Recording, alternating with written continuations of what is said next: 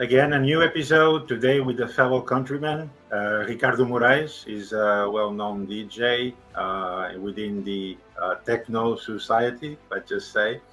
So, Ricardo, thank you for coming to us today. How are you? I'm fine. And how are you? Are you okay? Yeah, all good, all good. Appreciate your time for telling us your story today. So, Ricardo, if you had to characterize who is Ricardo Morais, how would you tell people who you are and how all this started? Okay.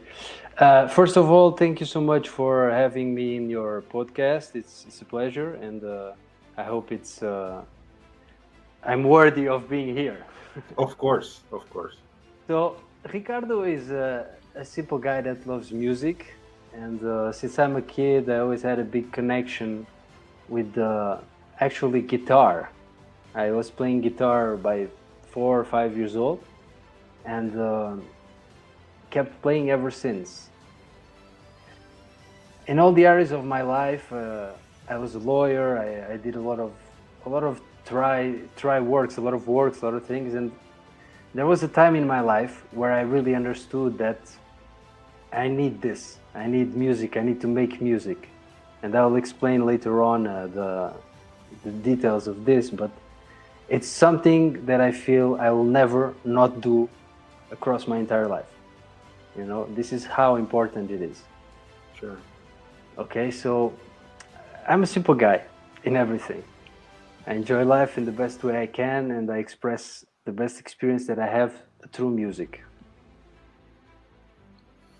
So, thank you for that. Now people, I think, will have a higher idea of who you are and what you do.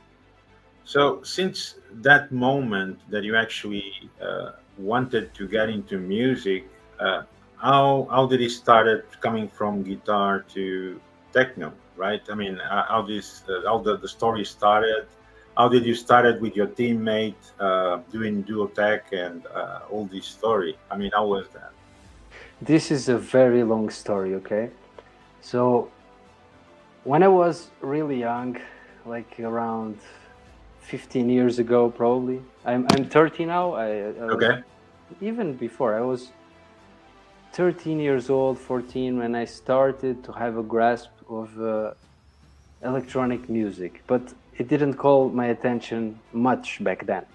Okay. Until one day I heard a song that was Psytrance, melodic Psytrance, and it completely changed my vision on electronic music.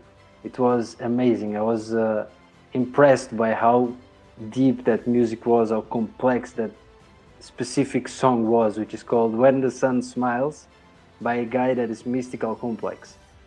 And after that, I heard that song almost every day for a year, and eventually I decided I need to learn how to make this, how to be able to uh, bring what's in my head through a software and show it to people. Okay. So at that time, through a friend, there was a friend of my friend that he was a producer, and he got in touch with him so that he would teach me. And this guy is actually the guy that is with me on Duotech today. Okay. Okay. Okay, the story was I was a very young kid, and he was, I think, 27 when we met, and he started teaching me how to do things. I was a very lazy kid back then, and eventually I started learning slowly. He already had successful project. It was called Unreal. He used to play Brazil. He used to play everywhere. Okay. And while he was teaching me, uh, he was making his own new project called EXO, and I was making my old project called Meshka. Both Okay. of them Psytrance, okay, which is the more of a hippie kind of vibe, you know, very Sure. peaceful vibe, chill vibe. And down the line, after maybe 3 years, we decided, okay, let's make a project together. And we kept EXO, we kept Meshka, and we made Duotech. But not the Duotech that it is today. It was the Duotech of 10 years ago, which was kind of Psytrance with electro and more of a high-tech vibe, okay? Because it felt right, you know, to make that style. We loved doing it, it was very creative.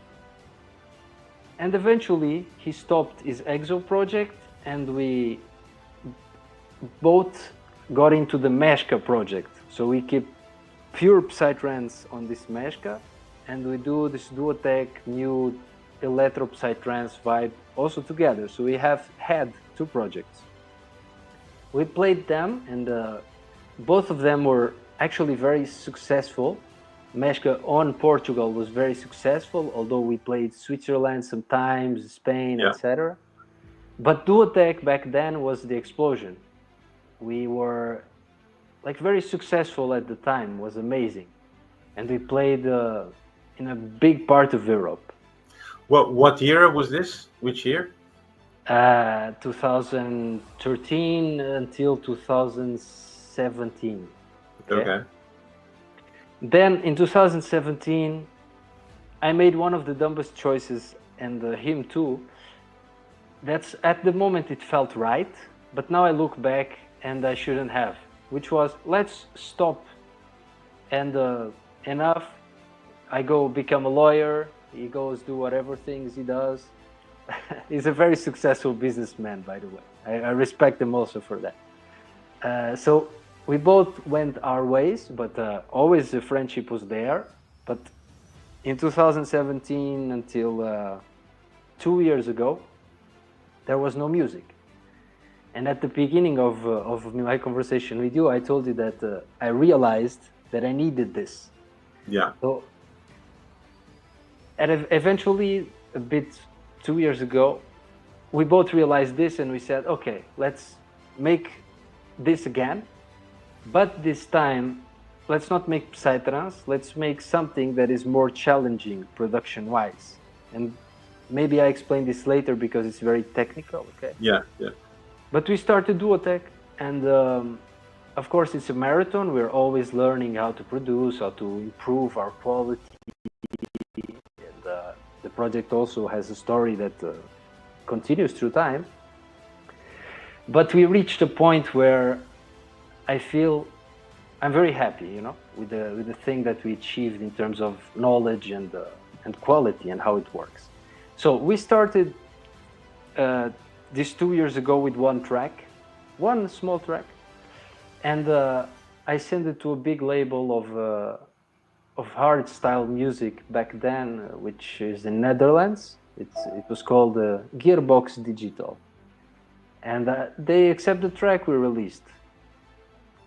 And eventually we started making more and more music, and I searched for a label that was more my vibe, let's call it this way, and I came across a label called Hardcore France, and I sent to them a few tracks by email, and they answered, you know, they were like, oh, nice tunes, that releasing.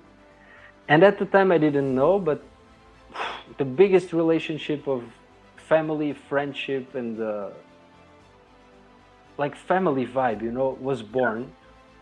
And now I look back, I created a bond that is one of those bonds that you only create through music, you know. And the best friends I have from life, and not just about Hardcore France, but it was born in music. For example, the guy that's with me in Duotech, you know. So after this Hardcore France release, we stick with Hardcore France. We release, always there.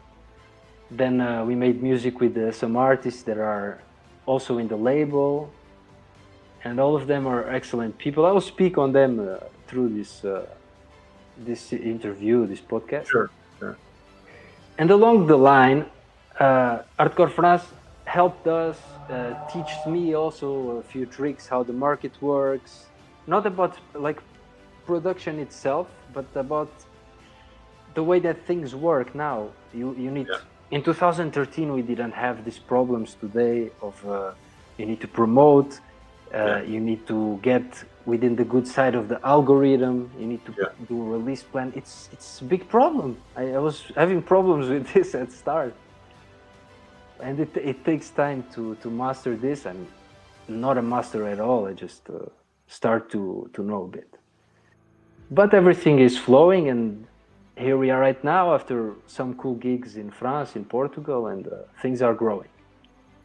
What was your biggest challenges during all these stages? I mean, you were successful, you stop, you start, and then you start with a lot of changes.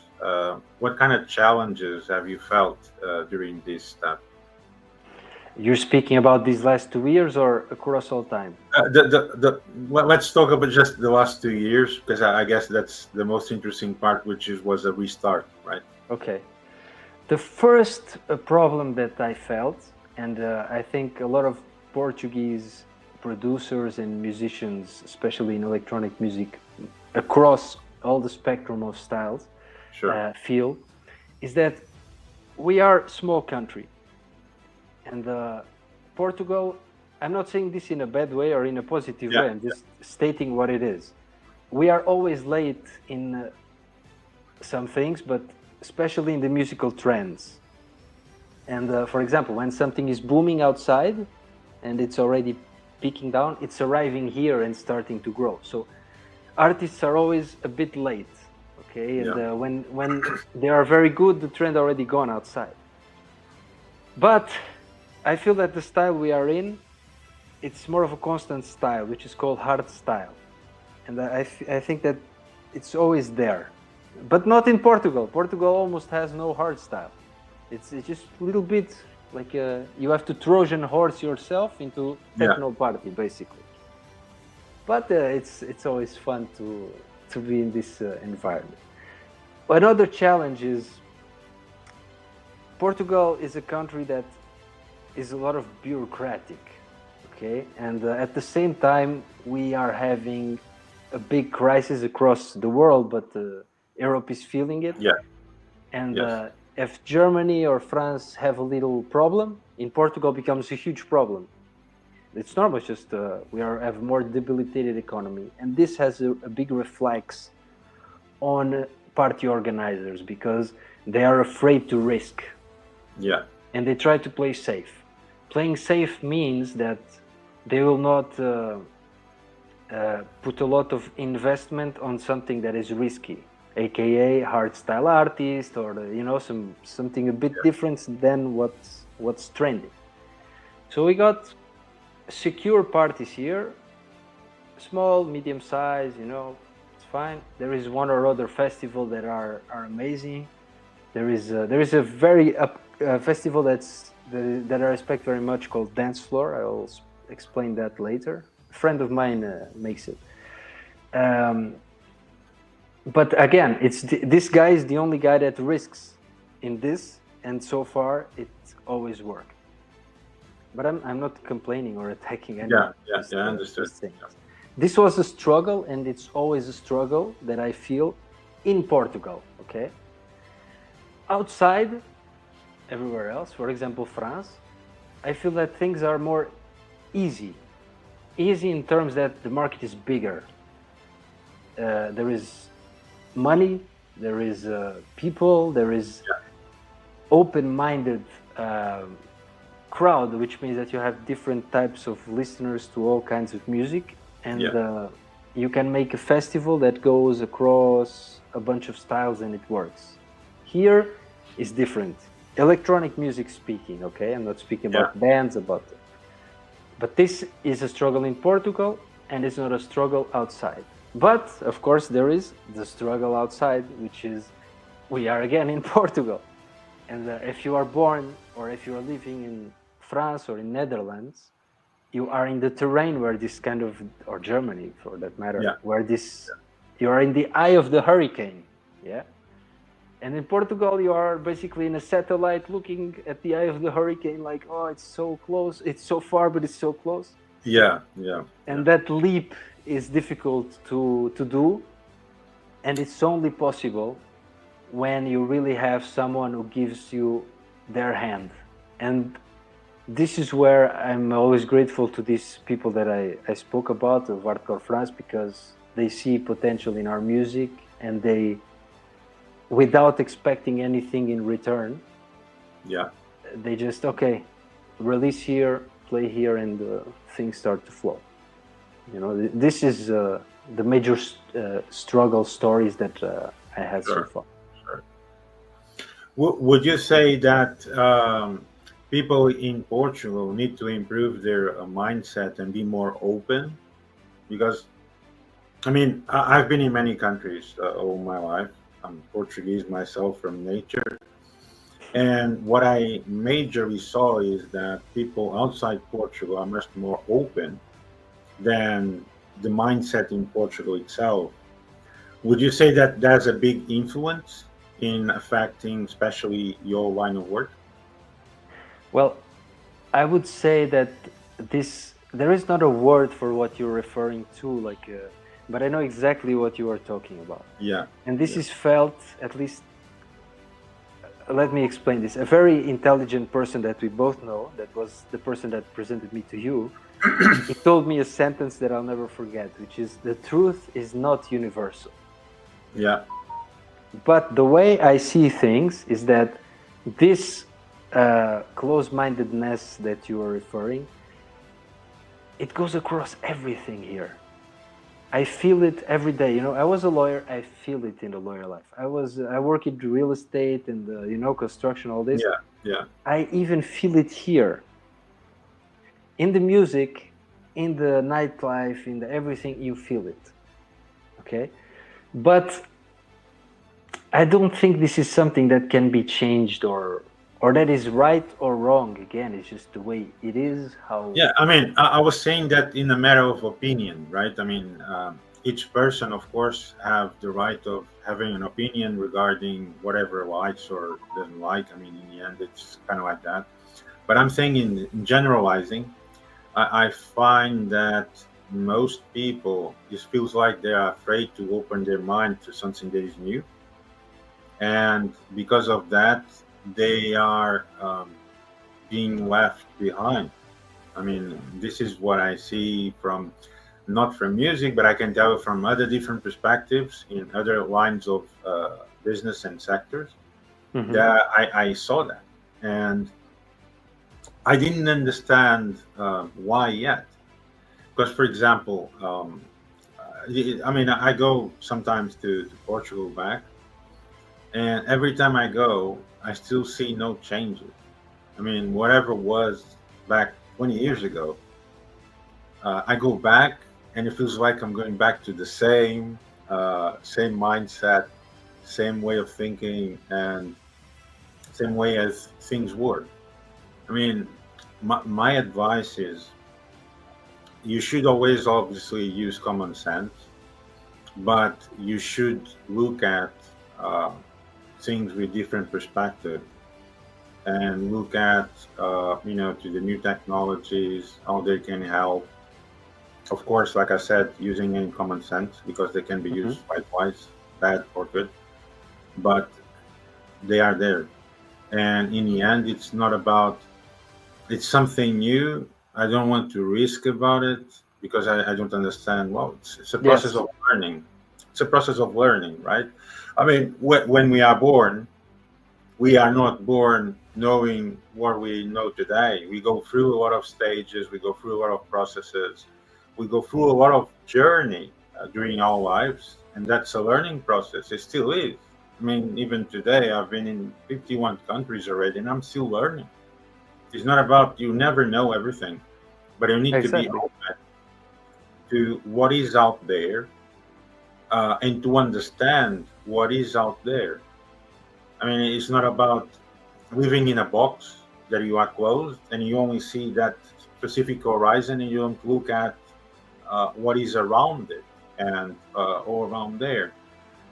And I think this is dramatic because that is making a lot of sectors, I would believe, not going so flowing as in many other countries do. because I've met a lot of Portuguese around the world, and they have the same opinion, and that's why they left Portugal. And it's not about, in the end, well, it's our country, yes, but in the end, you need to do things and you feel in the moment that you can do more. So obviously, if you are stuck there and you see that there's no horizon to open because people Hmm. just refuse to open, so of course you need to build up what you want to build in your goals somewhere else. And this is the story, not just me, but for many Portuguese I met all around the world, because I really met a lot. I mean, I can tell you hundreds of people outside Portugal that had a lot of success also in different sectors, many different divisions, what they're doing, and they had the same mindset. And in the end, it feels like it becomes too small because people just don't open their eyes on what is out there. So I would guess that in music, it's much more dramatic because it's something that goes in diverse areas. Because I believe in techno, you have a lot of segments and a lot of variety, and people just think that it's just one, and they refuse to even hear it. I mean, my advice is you always need to try to then have an opinion and to know if it's good or bad, right? I mean, what do you think? No, I agree. I agree. I agree. Look, I think that you met people outside here. I did too. You can think Luxembourg, for example. They have 600,000 people. 200,000 are Portuguese. Yeah, Don't go no far. You go France, as I was speaking. I have a lot of Portuguese there. You go Netherlands, Portuguese. A lot yeah, of people left, yeah, not just because of the mentality, but because life is hard here for the majority of people. Or you are born with some security, family money, or something, or you have it harder, you know. yeah, And yeah, these conditions, with this closed mindset, I don't say younger people. They are more open-minded than the organizers of events. Okay, yeah, putting yeah, this in musical terms, because again, there is no wiggle room for you to make a mistake, because if you as an organizer make a mistake, it's going to cost you, and Portugal is not a economically friendly place for you to make a mistake like this, you know. So yeah, this is why they try to play very safe, and this is also a problem, of course, because this same mechanism of protection is the same mechanism that makes us as a country, and specifically on this musical area, move slower. Okay, and I honestly don't know how this changes. I think this goes back to the core problem that the country has, which is a huge taxation. Yeah, the connection is there. It's not, yeah, you grab music, you grab any area. The problem is you big taxation, young people leaving because the conditions are difficult, and the country doesn't innovate. And this, you see this every day, everywhere. Of course, in music you have the same result, and yeah, to fix this will take long time. And it's not like it's the government. It's not. It's the people that need yeah. to focus on it. But yeah, I don't want to turn this into a political debate. Huh? Oh, no, no, no. But it's just a matter of trajectory. It's a matter of open more to what is out there and to get to know what is out there. It's all about that. So, just moving on, I mean, you did a lot of concerts, in many countries. Can you tell us a bit about the most significant ones that you made during the last 2, 3 years? Okay, the most significant one was by far Escape Festival. Okay, because it was the biggest opportunity we had, as a project recently, and even in the for 3 years in this interval. It was the best, and it gave us a big opportunity to get material to promote, to make contacts with in the terrain with other artists, to get a feel for how this crowd in France, this event is in Yeah, France, yeah, how it really was. I went there to small event in Nantes before, you know, and a small event, and it's 4,000 people. It's small, but for France standards, you know. Yeah. And that was, I was shocked by that event. I was looking, I was just, oh, Friday party, you know, like if it's in Portugal, it's like 300 people maximum, 500, you know, Friday party in Lisbon. I go there thinking it's the same. I get there and I'm like, wow, this is huge. And at that moment, I was impressed. That was like the first thing that was impressive for me to see. And then about the escape, which was in last year in the summer. Okay. It was amazing. Some people, this is a funny story, you know. I remember we were in the backstage, and you know, like backstage of a festival is a big thing. There is a place for artists, the bar, the everything. So we were there, me and Rui, and some other artists, some people that are in the organization. And I felt the same feeling that I had when I did the skydive, you know, jumping out of a plane. Yeah. I'll tell you, you are on the plane, it goes up. You feel the rush. You feel the rush, the adrenaline when you jump. No, the opposite. You felt the same, right? I was gonna explain that. When I was going up on this plane, I thought I was gonna be afraid, but I was beyond the afraid. You're not even nervous because you are catatonic. Yeah. And I was feeling like that before the live, and there was a moment I got like was 15 minutes before starting to play, and I was sitting on a couch, like very stressed. I look at the other side, who is on the other side of the room smoking, like scared, very nervous. And then okay, let's go. We went, everything started, and the first like minute is very makes you very nervous, but like a good nervous, you know. It's a lot of people, you know, looking like a big crowd of people, and then you just become chill and go with the flow and have a blast, you know. It's amazing. I would be on that stage for a year non-stop. I would sleep there, eat there. That for me was the best event. Now, national style in Portugal, we are smaller, we have smaller events, but the crowd and the people have a vibe that is very characteristic of Portugal. As you know, every country has its own vibe of public. Yeah. Of course. Here in Portugal, it's good for the viewer and the listeners to understand this. In this area of music, there is a separation of crowds, okay? There is the hardstyle crowd in Portugal, and there is the techno and in this case hard techno crowd.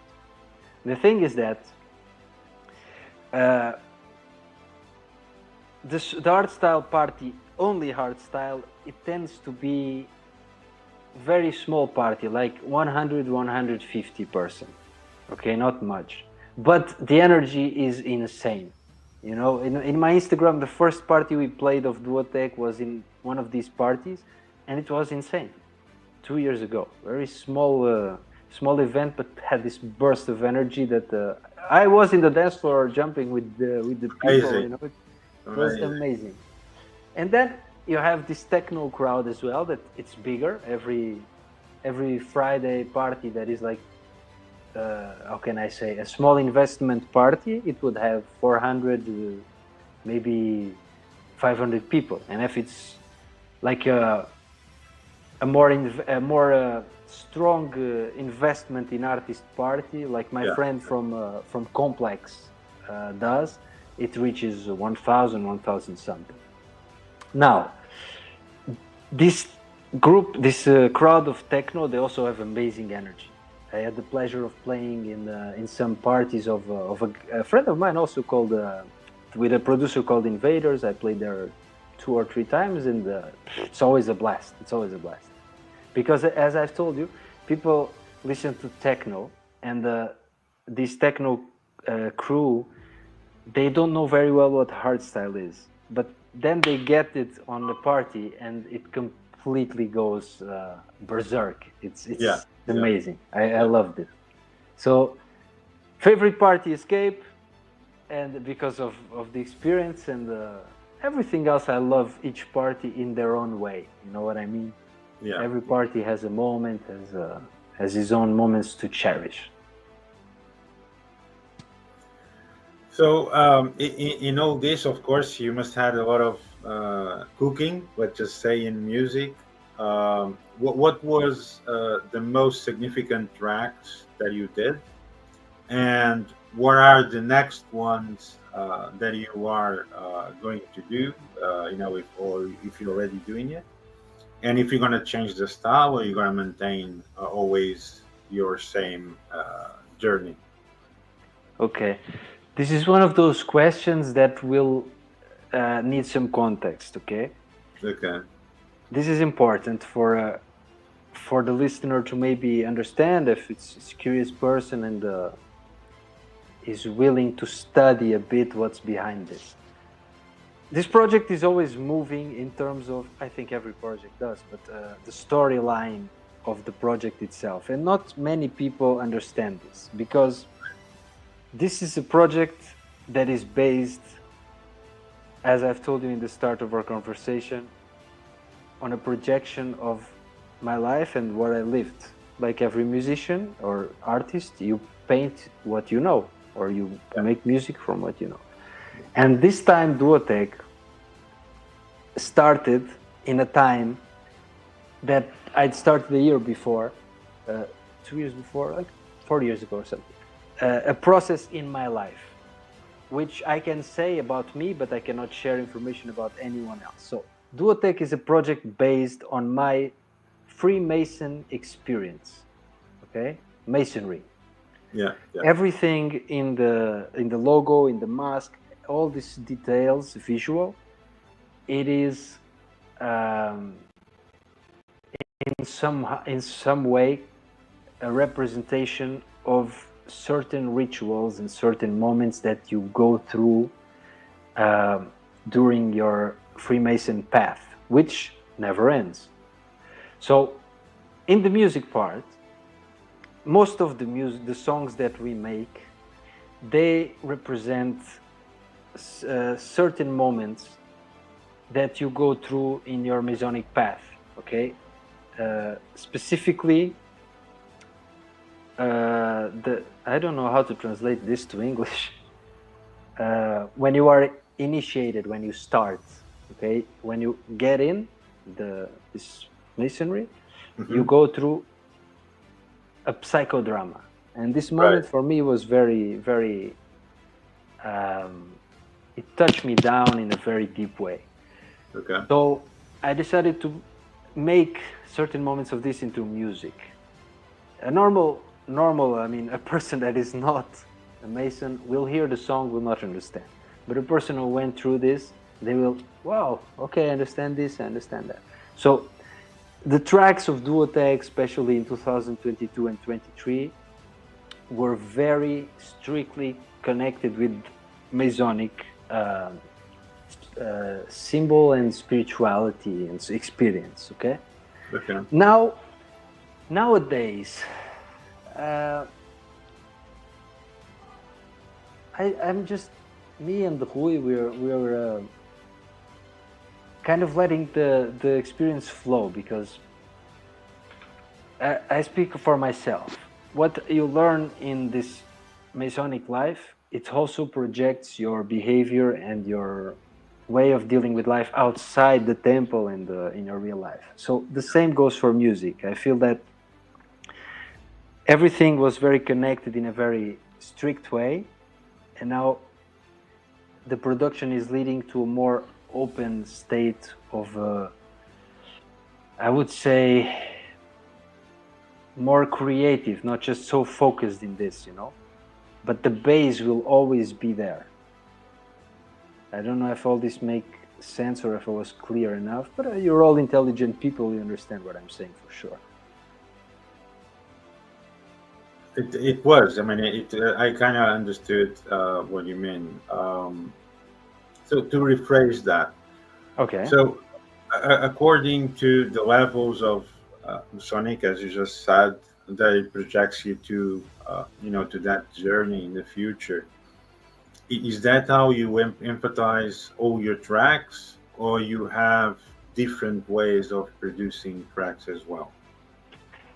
What do you mean in No, I mean, production exactly? you said how you imagine the track when you are producing. You always do the same way, or Ah, you okay. always produce the music in different ways? I will go in a more technical.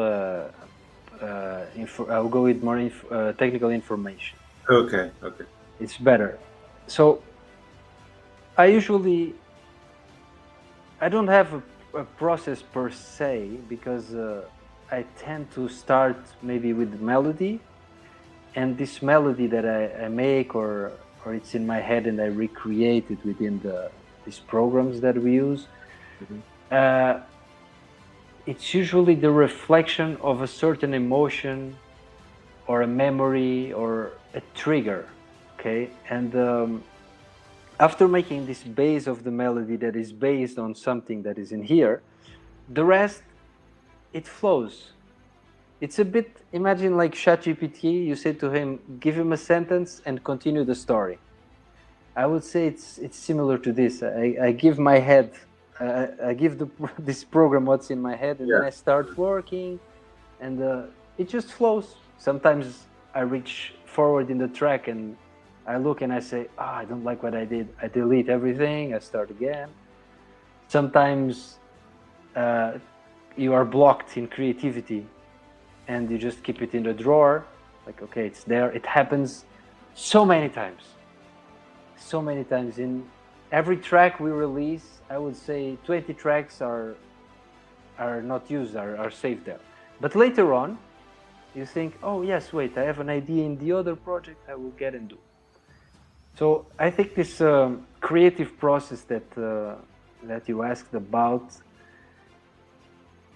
it's more of a go with the flow. Right. It's more like this. So, what is right now cooking for the next 2, 3, 5 years within Duotech? What are your plans? Well, again, I don't make neither Rui many plans because we also go with the flow in They this they one. can change, right? So yeah, It's yeah, just hard work as best as we can, yeah, as we always do, and in everything, if we are obsessive enough with things move. Some people cannot stand this side of me and Rui because it becomes annoying. For example, I'm making a music with an artist, and I'm always pressuring, like, how are you doing? How's the track? What is happening? How is it going? Send me back so I work. When we release, like this amount of pressure. It's healthy, but not for everyone. yeah, you yeah. know. But for Duotech in the future, what I can say that I really want to project and I'm going towards too is the project keeps growing. The project keeps getting more people engaged with us, and we are always in constant evolution. And there is something that I will never do and we will do, which is become a mainstream style of music, which means that I will not produce a style that is trending because it's trending. I can't do it because I need to love what I'm doing. And this is what it can be an obstacle, or also it can be a good thing, because if the trend aligns more to the hard style, this is very good for us. If the trend goes away, or I don't know, follows a different direction, it's not very good for us. But we will always be doing this same style. I guess what you're saying is you always have the differentiality. You don't follow the trends. You create your own style Exactly. and trying to make that panorama to the audience itself also, right? Exactly. I mean, people who really like this, they understand what's in here, and my money and my stability doesn't come from this. Okay, at least one day where I say, okay, this is paying enough. I stop everything and do this. I love this. So since I don't need this to survive, I don't need to be following trends, you know. And Yeah, yeah, it's a lot of pressure. People look. I don't depend on this, and I work so much on yeah, this. Like, what people don't see is that I have days where I wake up and I stay 48 hours almost non-sleeping on a studio. Rui, the same thing. Like every DJ does this, and people think like it's easy. Goes on a stage, you play, you have fun. They don't see the moments you are alone traveling, the moments you are thinking, the moments you are stressed. All this creates a big pressure, and I don't need this for money. Imagine an artist that really needs this to survive. You know, this is very stressful. yeah. I had a similar conversation with a guest. He's a model, and we was just discussing this. You know, people sometimes they miss the focus of the amount of work that is on the background or backstage that requires so much pressure and so much stress for the person, and sometimes just to show a 25 or 30-second spot video, and the Yes. amount of work that was done on the backstage, the amount of things on the stage, the amount of people involved, and people just see it and they think, ah, that's easy. It's not. I mean, if I think if they really know the reality Yes. of producing something really on the background, I It's not think they'll easy. then materialize better, and probably even focus more on the final result. I mean that's what I think. Either way, what do you think? Well, I think that you now say this, and I remember the video work because this is a thing that didn't happen in 2013 when we were doing Psytrance, and Yeah, the reality became this, which is this pleasing of artificial intelligence that controls the amount of people that see your content on Instagram, TikTok, yeah, Facebook, wherever. And all artists, all business, everything needs people to see it. Otherwise, people don't know it, and you don't have a growth in your project, whatever you're doing.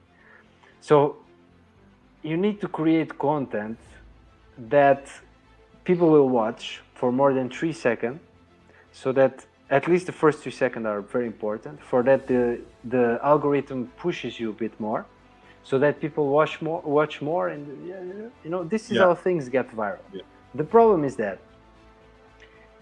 when you have this, you can pay to have this, which means I put video, I can pay 10, 20, 50, you know, I can pay whatever I want for people to see the content I put. And this is a very good business model for Meta and Instagrams and all this. yeah, But the problem is, like the economy nowadays is going to create a big gap between the big ones and the small ones. The middle ones are gone, or will always be gone, because this small guy is having big trouble because the money is problem to get to the yeah, promotion. yeah, And I'll give you example. If I released 10 music, I could release 10 songs in a month, no problem. Okay, like always working, chill. But they will not have the engagement that is needed to promote it.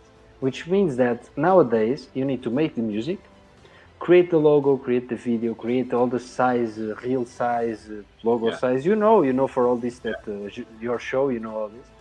Then you make pre-promotion during a few days. It's going to be released on this day, on that day. yeah, All this with videos.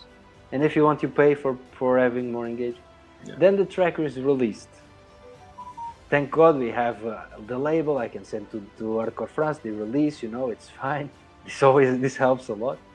But then you have to promote it. They help you promote, of course, the pages, everything, all the channels that they have.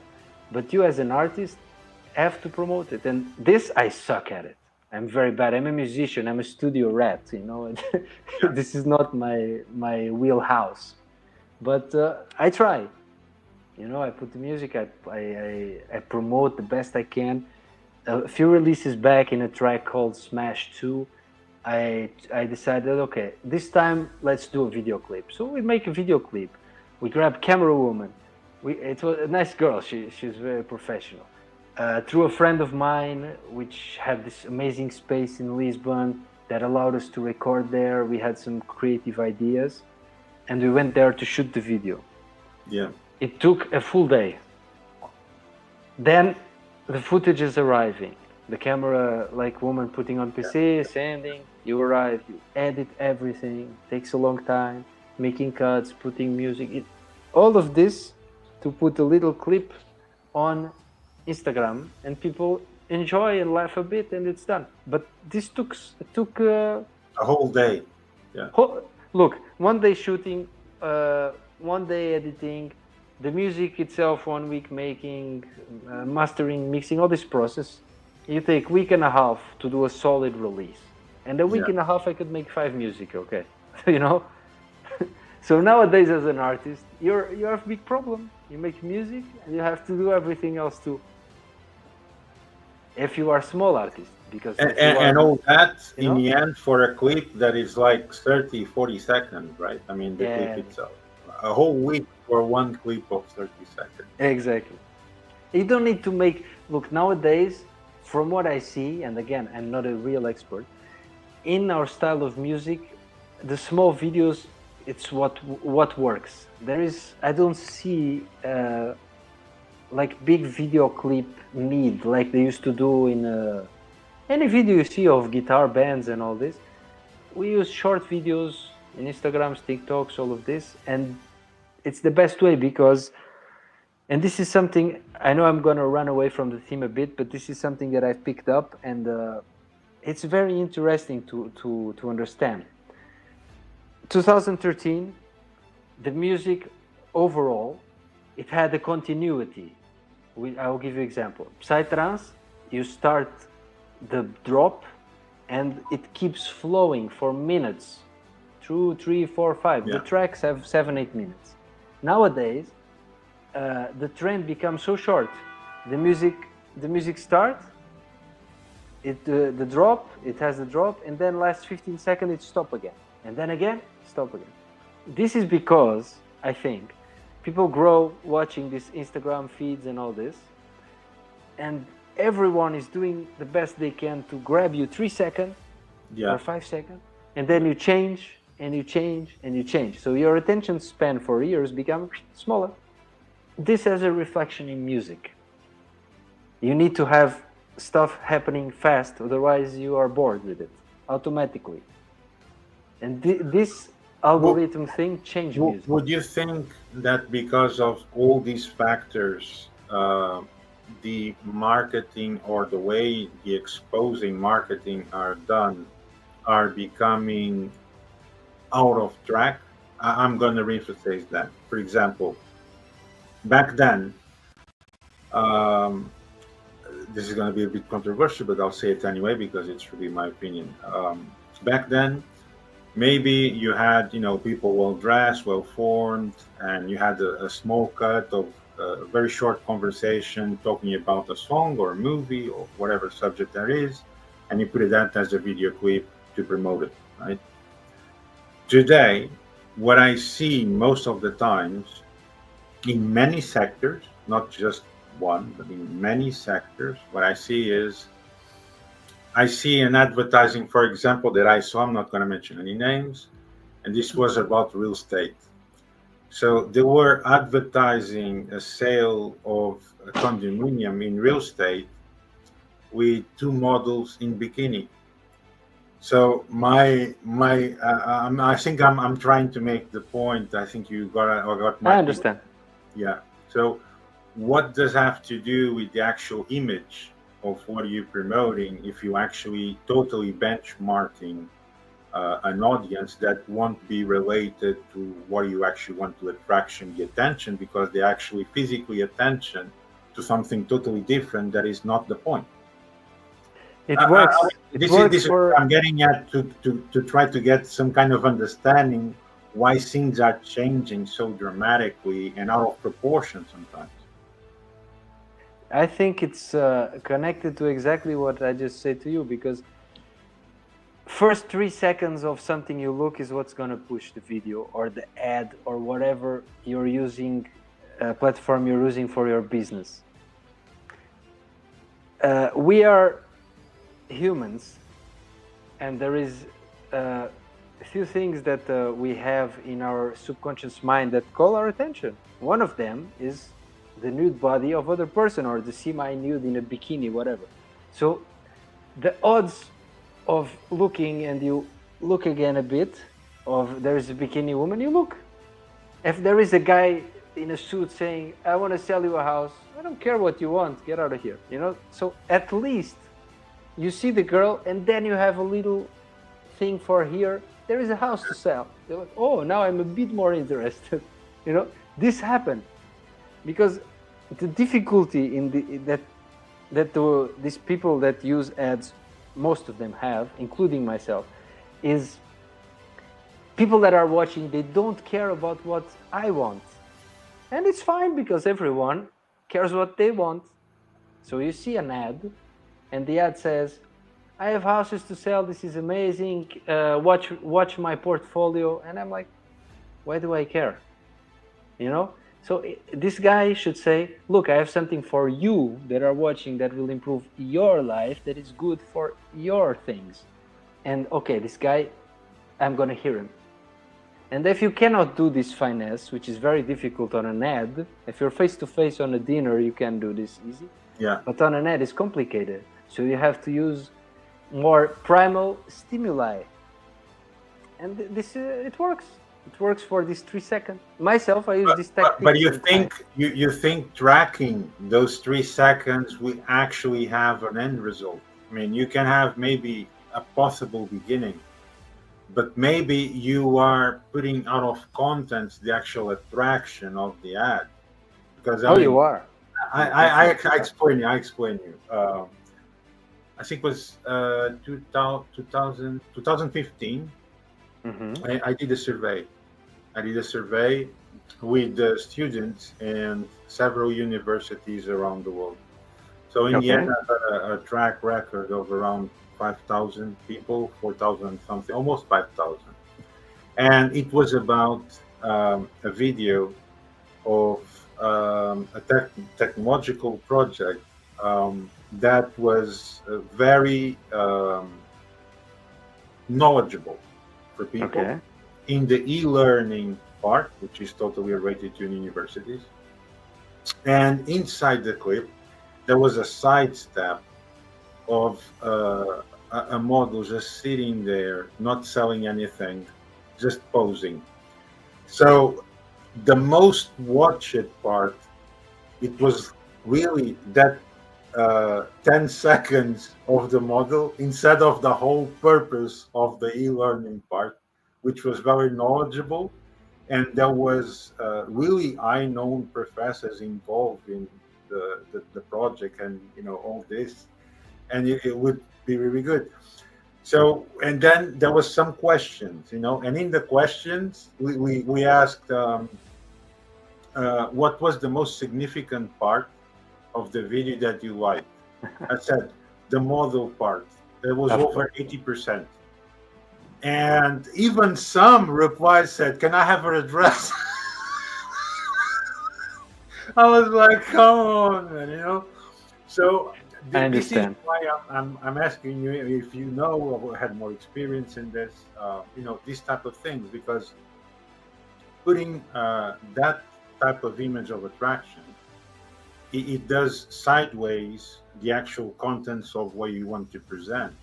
So my question is, what is being your experience, due to the way that the marketing is being attracted for? Look, I think that it needs some finesse to pull that out well.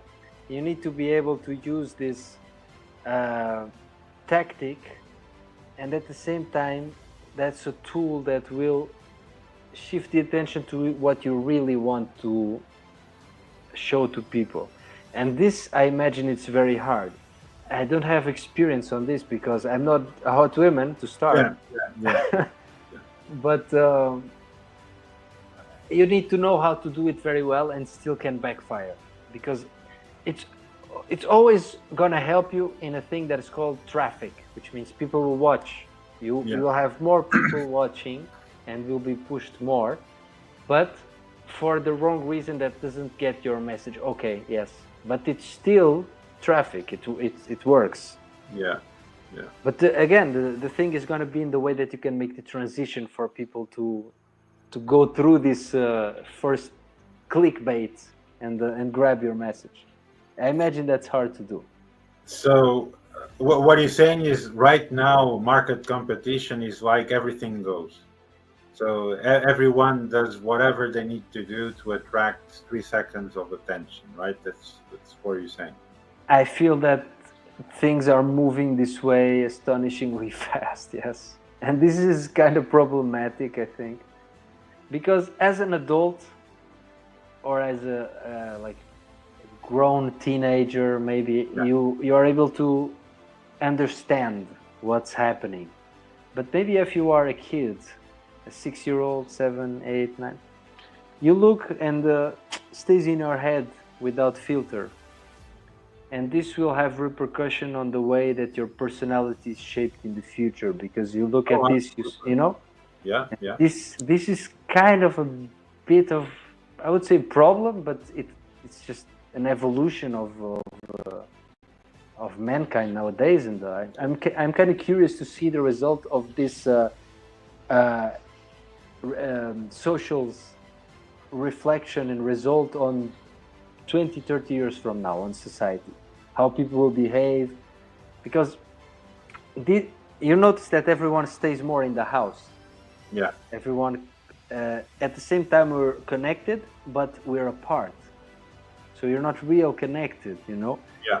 And this will change for sure society a lot in the next years, you know, 20, 30 years. I think from my perspective, what I saw, there was two stages. I think there was the stage before COVID, and then of course COVID did make a dramatic change on people's lives. The way that transformation took over, even afterwards. So empathizing this, it means that yes, social media, it's there. It's a good way of communicating, Okay. but people are losing the sense of having been human. Just because you're communicating with a person virtually, it will never be the same as an handshake or looking the person in the eye and having Yeah. a presidential meeting with that person. And I think social media is actually helping in reverse way, as I would say, in making people apart.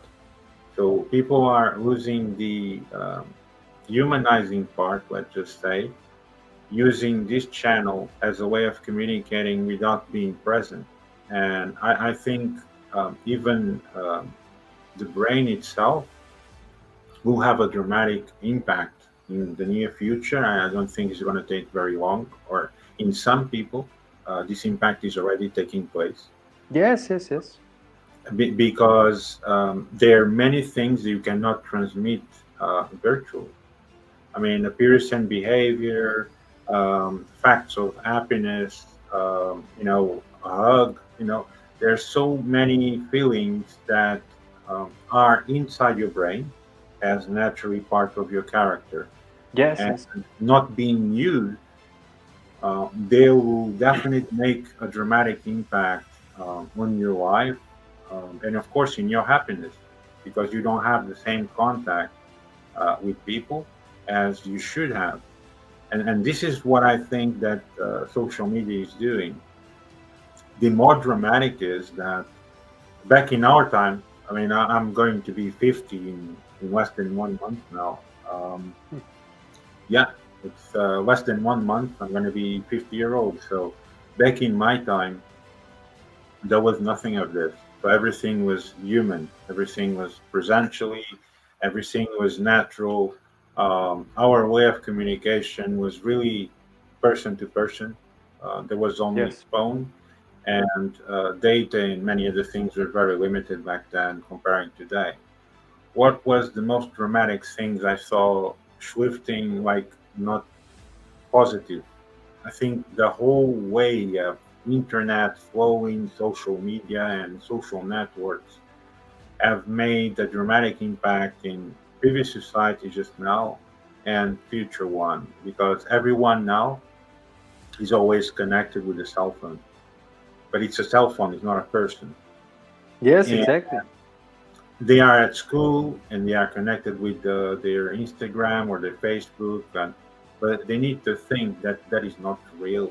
They can, yes, that can be a real person, or if it's a real friend and you know him. But instead of communicating with them through WhatsApp or through Facebook, why don't you set up a meeting or dinner or lunch and have lunch with your No, friend I or you? understand. I Exactly. understand. And this is that's been changed. Look, I think that like everything in life, there is a Yeah, good side and a yeah, bad side, yeah, and wherever things go, there is always this duality, and of course, this constant connection and easy to reach people is very good. It yeah, creates at the same time a very fast level of absorbing knowledge and be aware of a lot of things. yeah. That is undeniable. But again, at the same time, this human component lacks. But let's see where this goes. The grown-ups of the future. Yeah, I mean, I would definitely would like the people, to just to think a little bit about that. But I can tell you a story. Okay. Uh, we were this was near Christmas, and I had two friends that were in Portugal. I mean, I was outside, so of course I had to do it over a remote way. But Okay. the other friend was actually living just 25 meters from the other one, and he was saying Merry Christmas through Facebook. I said, why didn't you go to him? And why did you send a message? You just need to walk 25 meters, knock, and this is what I'm talking about. There's many situations that people don't realize, and in the end, will have this impact, especially now, because now people are like 20s. This is going on and on and on because before was social media, social networks. Now we have AI. Now soon Yes. everything will be much more automated and less human. So there True. are many parts of human beings that is being lost. And this is where also I like to emphasize for people to have common sense in this, because, for example, back then when you were in school, you need to use your brain for everything. According to as the stage we're going, now you can have calculators, now you can have machines, you can have your cell phone in an exam and so on. So pretty soon you're not even using your brain, because someone asks you something and you're gonna ask AI to get a reply, and this is what I see that is wrong. People should continue to use their own character and their own personality and their own brain to do normal things and daily things as we go, because I know. The pro. You're saying about you're asking the AI, and I laughed because I do that so much. I started doing I go ChatGPT, I go Cloud, I go all these sites. Sometime I have a simple question, some simple but complex question, that I cannot solve. Even basic calculation, I go do 15 plus 17. Oh, come on, calculator. I go direct, and this became part of our daily lives. It makes it so easy to do things, but again, at the same time, it's not that good for the brain.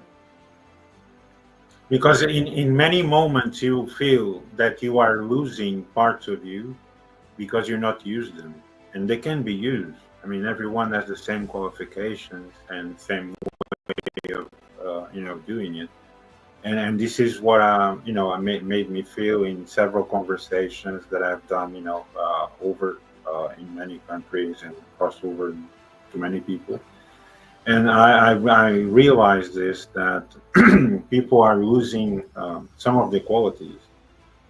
because they are using machine to do things that they can do themselves.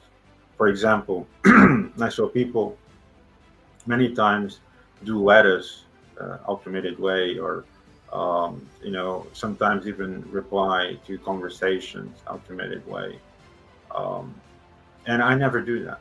I mean, for example, our conversation here is purely no script, and all my podcasts are no script at all, and you are witnessing Yes, that. yes. I don't schedule anything. I go with the flow, and I go according to the guest story. So this is what I'm talking about. I mean, there are many things that a human being should continue to do in order to preserve themselves. Because I think what I'm trying to say is the way it's going, and the way technology is going, and the way platforms are going, human beings are getting to a way that soon they'll be lost. Instead of controlling themselves, soon there will be machines controlling humans, because we are leaving everything to digitalization, and we're not doing ourselves. So not doing it, it's like, for example, giving an example, languages. You can learn several languages, a human being from grown up, and you can learn. I knew a person once that knew 17 languages, and I said, why? I practice every day, and that was the whole thing, you know. So if you practice every day, so you can learn a lot of language. So you quit practicing, you lose it. So that goes with the same with all faculties that any human being can have. If you stop doing it by yourself and let machines or platforms doing it for you, you become to a Yes. point that you don't know how to do it.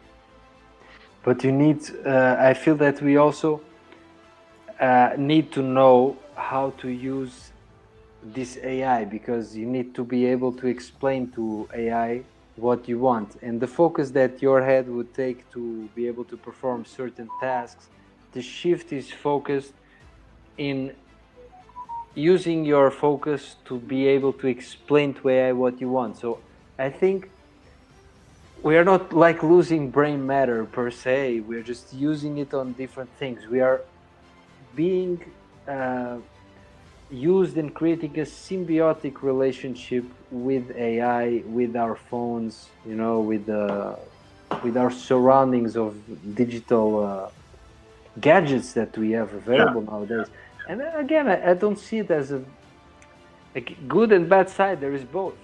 There is both, like everything in life.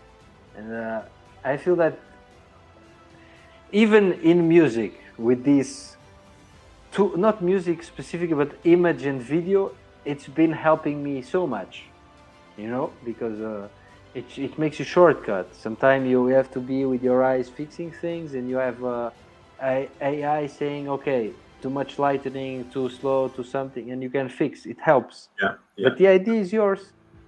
Of course, you can say, do this image, and she will do, AI will do for you. But it's still not the same if you have your own uh, concept. I speak yeah, about music, but it can be about brands. It can be yeah. everything. Of course. It still needs the human touch. Maybe in the future it doesn't. Yes, but so far we have to use your brain still. No, I mean, I understand your concept, but what I mean is that generalizing, people are not actually doing it like that at all. Even the concept, for some people, it's on AI already. So that this is what I'm talking about. Yes, in your case, for example, you used to do it your own way, your concept, your idea. But some people even like to track the idea as a foreign idea and just grab it. I mean, and that's wrong, because Oh, that happens too much. Yes. and why it happens, because in the end, I always say the truth is always truth, and a lie cannot be truth.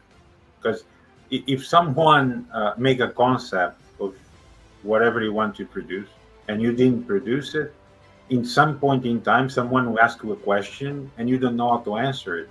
So Yeah. I will not know how to answer it if you are the producer of something. And this, unfortunately, it happens. Yeah. And this is This what happens. people don't empathize, that if you want to do something, do it, but don't make it like a foreign idea, make into you, and then you produce it. I saw this sometimes also.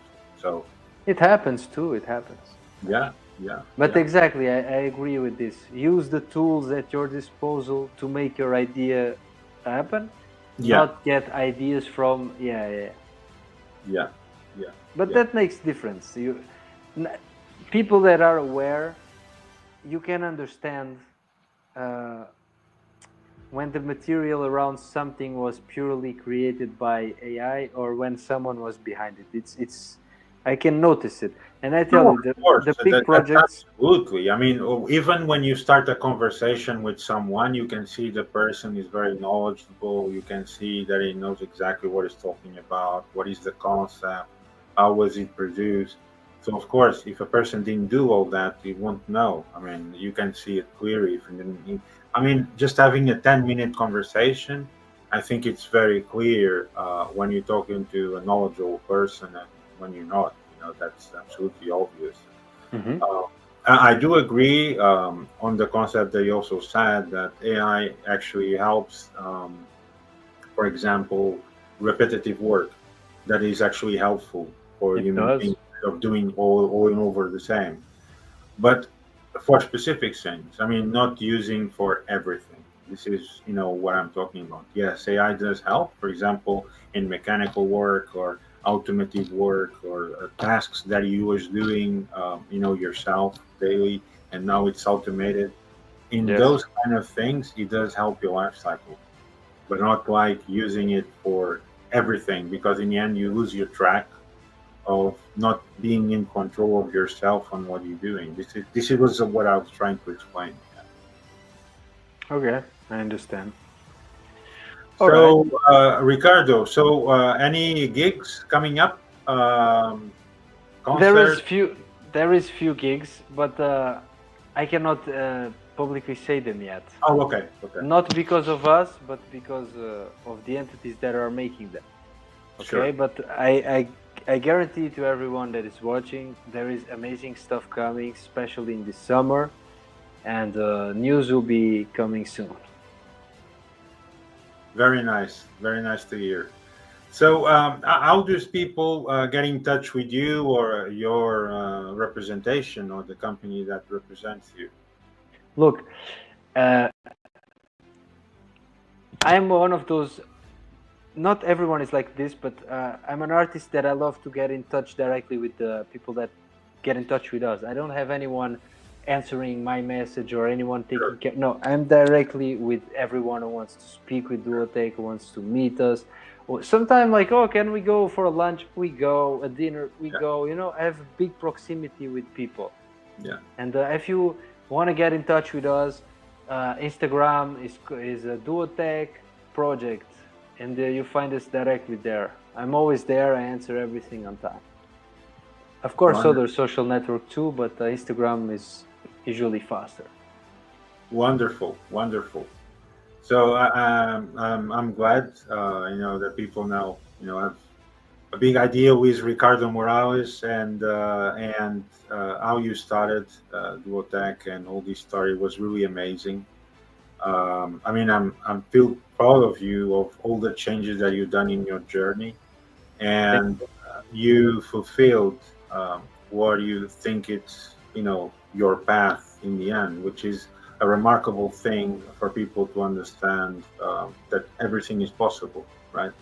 We all have struggles, we all have problems in our journey. The ones that don't have it is the ones that are not doing anything, of course, because once you start anything or doing any project, there are always going to be problems, but the main point is to start. You have your goals, you have your vision, you just need to put that step forward and be ready for whatever comes. In the end, if you don't put a starting date, then you'll never have the experience of saying, maybe I could have done this, maybe I could have done that. That's merely trajectory. If you don't Mhm. do it, then you don't know. And only going through that process is the process of learning. Whether there'll be problems, you resolute, you go through, and take all that as experience. Because in the end, there isn't, like people say, failures. I mean, that is all part of success. No one's Exactly. perfect. No one's perfect, and all you do, probably not the first time or the second or and sometimes takes many times until you achieve the actual goal to what you wanted to achieve. But being perseverant and have a clear idea that where you want to go and just keep pushing forward, that's what's take you there. Because like I said, stuck, struggles, problems, you're always going to have through life project. I mean, the life itself is very complicated. We're talking here, but I mean, I really have a deep reality. Sometimes people can think that it's like dramatic, but I mean, that's the reality. What do we control exactly around us? We don't even Good control our. question. So, and that's my real deep perspective because, and that's my concept of life. Everything is built from that concept. And I always think that now I'm here. I don't know where I'm going to be tomorrow. Or in a week. Exactly. I have a timeline. I have an agenda, but will I fulfill that agenda? I mean, some part of that is out of my control because I don't know, right? So, and this is what makes me, in my case, pushing myself to the limit every day. I enjoy every day to the limit. I push myself to the limit every day.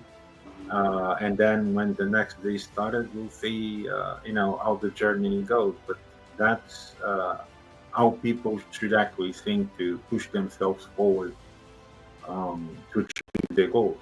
Because you gotta have a goal, Yes. and in many parts of a person, in the character, you need to feel realized, right? Because we all have a dream, we all have a trajectory, we all have a path, or we all have something to try to achieve it.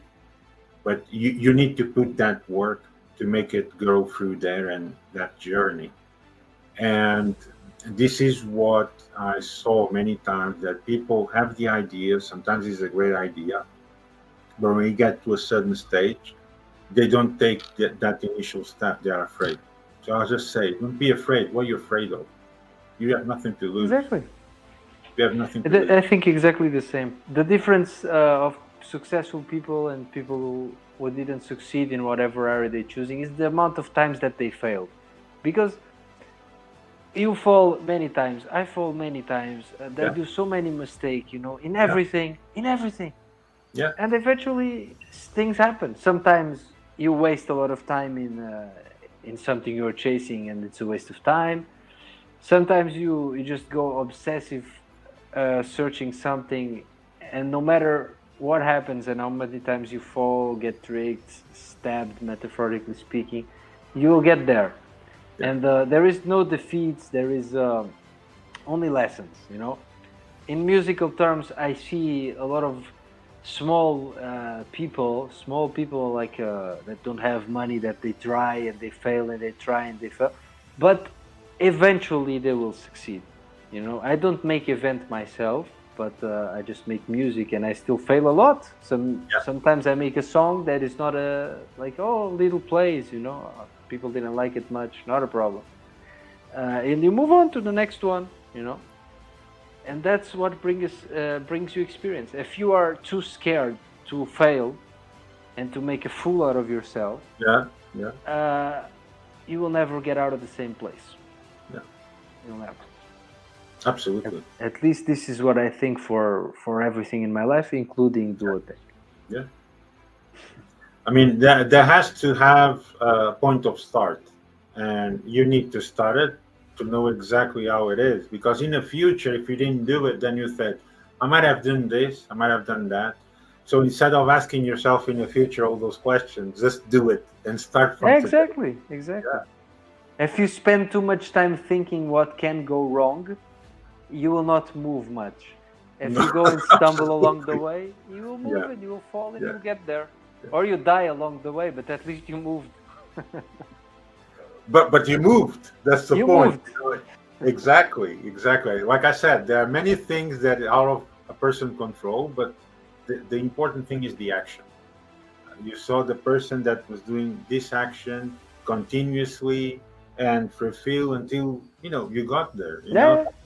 For people to understand, I mean, for example, in your case, maybe building a track it can take you hundreds of hours. You know, people think, oh, it's a very nice track. You know, yeah, but there's a lot of work behind it, and you might sometimes even have redone it many times until you achieve the final result. Right. So it Yes, goes yes. for anything in life, and you should never be afraid always to commit. I mean, that's I think it's the affirmation that I live for today. Okay, I agree.